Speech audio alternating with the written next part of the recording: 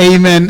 Pasi karibu sana. Asante. And we'll be giving you an opportunity to share with the girls and just to pray together with them. Yeah. But before that, I want you guys to know that you see Pasi here. You think she was born like this.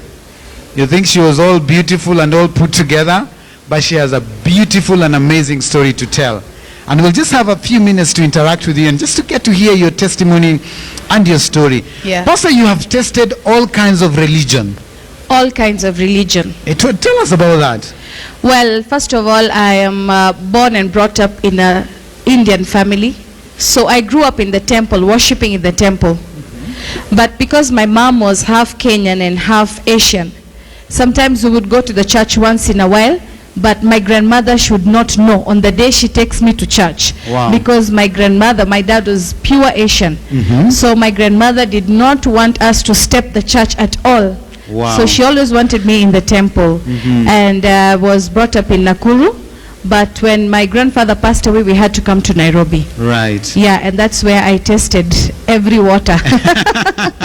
You tasted every kind of water. Every kind of water. What do you mean by water, Pastor? Wow, when I came here and my mother and my father, they were so busy. You know, at home, my grandfather was like, it was a family business. When he passed away and things went haywire, so my mother and my father had to come and work in Nairobi. Right. So the close attention, the keen attention was somehow lost. Yes. But my mother has been very, she's been there. My father has been there. But you know, as Grace said, you get so many friends to advise you wrongly. Right. And that's when I was in school and I was advised wrongly by friends and I got into the wrong company. So this is high school, right? This is high school. I got into the wrong company and I started doing drugs.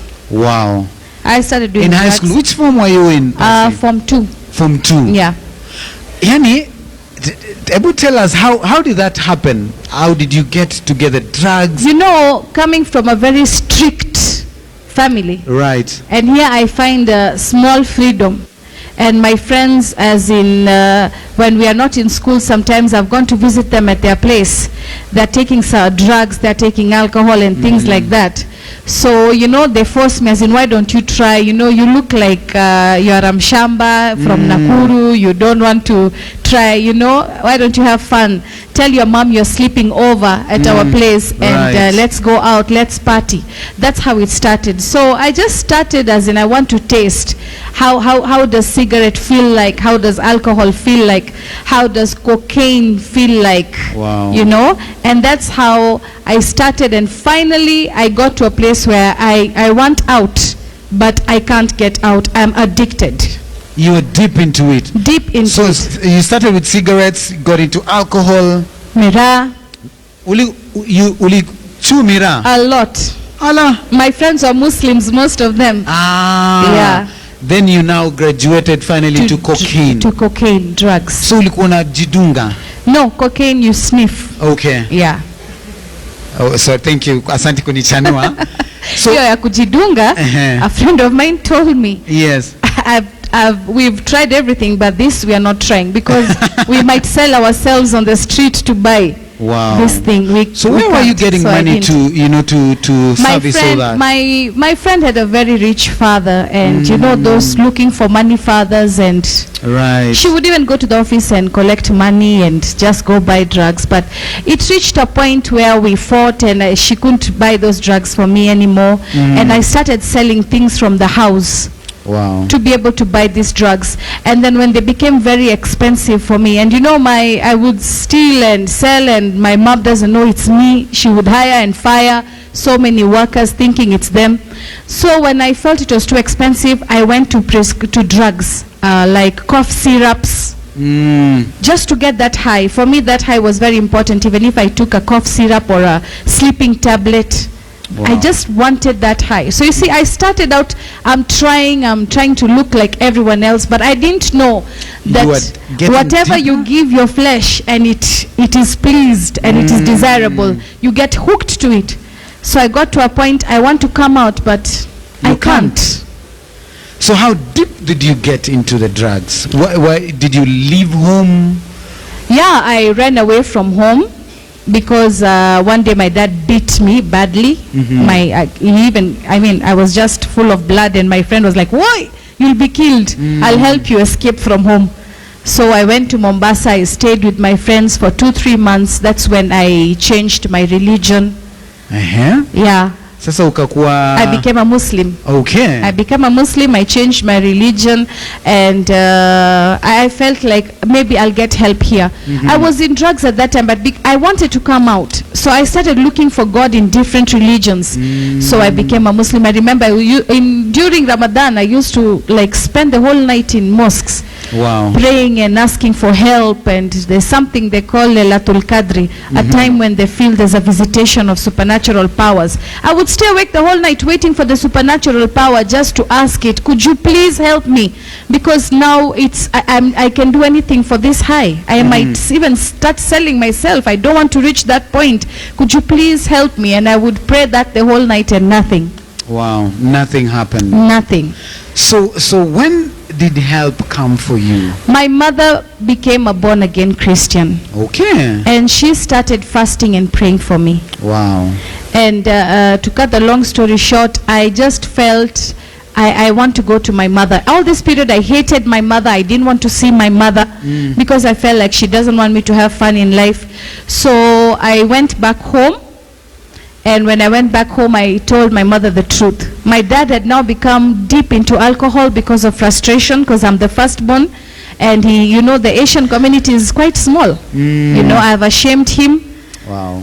And so I went back home and I told my mom, this is it. So sometimes my mom would buy me the alcohol and tell me, you drink it at home, but don't go out with friends. Wow. Please, don't go out. I'll buy it for you. Drink it here. Don't go. She has to protect the family. Imagine, she wants to protect she doesn't want me to go out. She knows the more I go out, the more. So one day there was a Benihin crusade in the year 2000. And my mom told me, I want you to take me there. So I felt like I've wronged them so much. Let me do something to please her. Right. When I went to the Benihin crusade. Where was it happening? Uhuru Park? No. It was in Nairobi, Was it right? Nairobi University or somewhere? The grounds, right. Yeah. So when I went there, and I just felt like wind.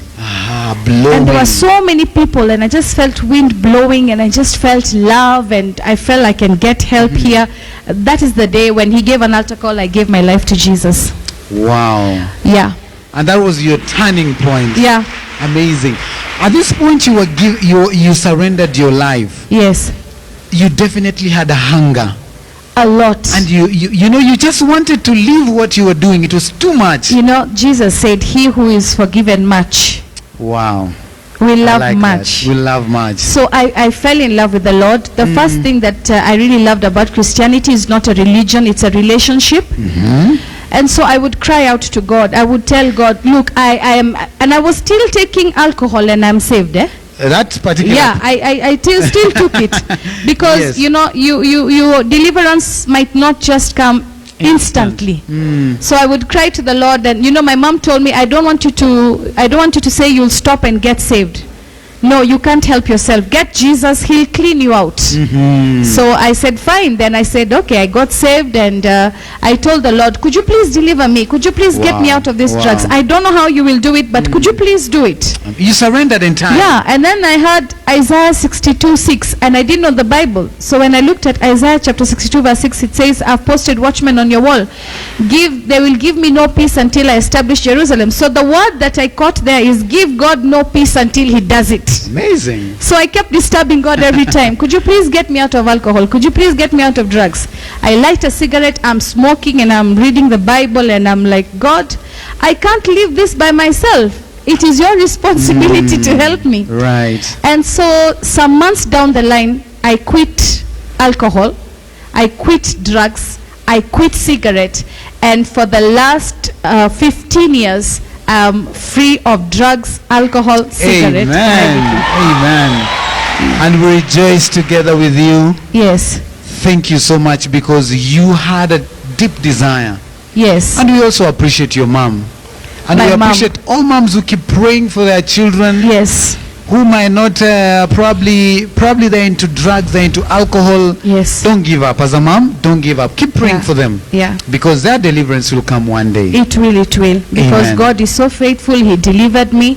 He got me a born-again husband who loves me and supports me in ministry. Wow. We have 4 children, 2 girls and 2 boys. Wow. One has already finished school and wants to do Ndiema's work soon. Great. Tunamkaribisha sana. Asante. And by the way, for your information, she has a husband who is not a joke, eh? Your husband is, he has also quite a number of mixes. Yes. What are those mixes? His father is Tanzanian Uh-huh. and his mom is half British Uh-huh. and half Meru. What? Ule ni mu-international kabisa. Yeah, but yeah. And he's a blessed guy, eh? I Yeah. think for the information of these girls, eh? Yeah. Your husband supports your ministry. My husband supports me 100%. Kwa ufupi unasema your husband akona kakitu. Amebarikiwa. Amebarikiwa, si ndio? Mungu alimuinua from zero. From zero. Yeah. And now he's something. God has blessed him. us. Yes. And you stay around Kitengela? I live in Kitengela and we have a church. Amen. And you have a church right here in We Kitengela? have a church in Kitengela. There is a hotel that is called Kaputiei Hotel. Amen. I hope those I'm coming. Kabisa. Great. 100 meters from Kaputiei Hotel, you'll see our signboard, House of Prayers Church. Amen. That's where we minister. Great. Yeah. So if you're in Kitengela, you can walk in and it will be a blessing. Anytime. Anytime. Anytime. Sawa. So Pasi, thank you very much for sharing. Thank you. God bless you. Thank you so much for being an inspiration to this girl. Thank you. We'll allow you to go and share the message God has put in your heart. Yes. And then you will pray together with them. Let's Amen. appreciate her one more time.